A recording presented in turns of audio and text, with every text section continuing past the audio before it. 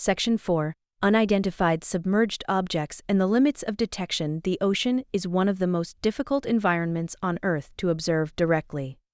Sunlight penetrates only the upper layers of the water column. Below a few hundred meters, darkness becomes nearly complete.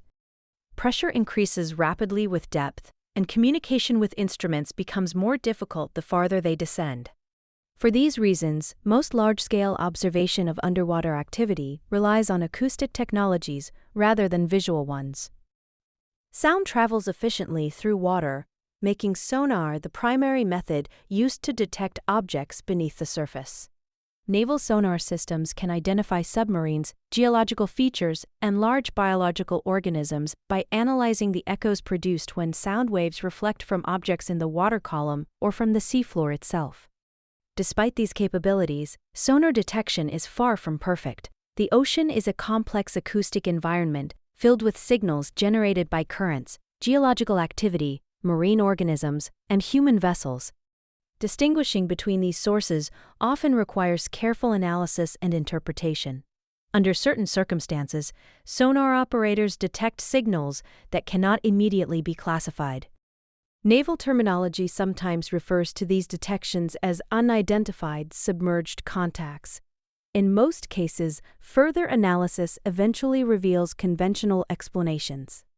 Schools of fish, drifting debris, unusual geological formations, or sensor anomalies can all produce sonar signatures that initially appear ambiguous.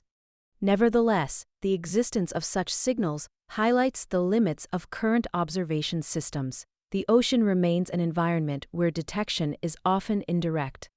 Historical reports and anecdotal accounts over the decades. Various anecdotal reports have circulated, describing unusual underwater detections.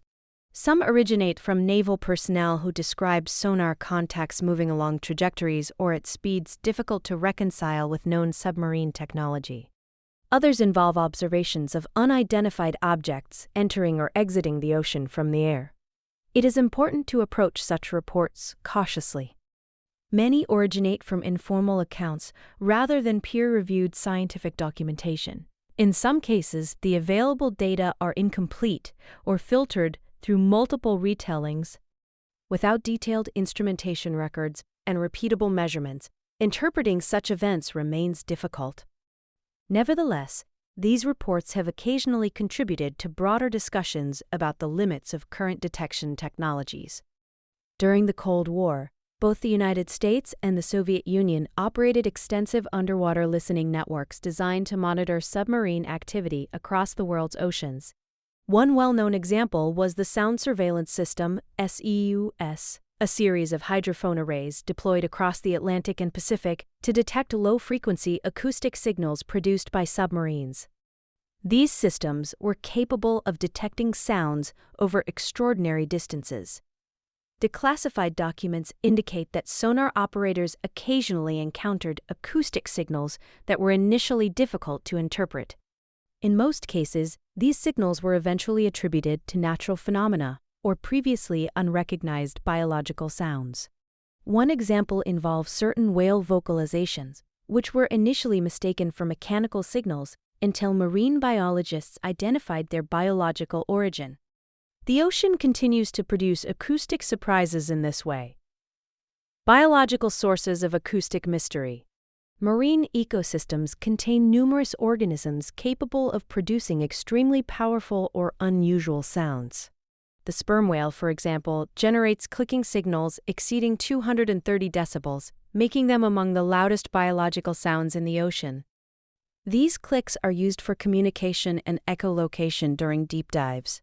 Similarly, colonies of snapping shrimp can create dense, crackling sound fields in coastal waters. The cumulative effect of thousands of snapping shrimp can generate enough acoustic noise to interfere with sonar detection. Even geological processes contribute to underwater soundscapes. Submarine volcanic activity, shifting tectonic plates, and methane release events can all produce acoustic signals that propagate through the water column. Because the ocean environment contains so many sources of acoustic energy, interpreting sonar data often requires distinguishing between biological, geological, and mechanical signals.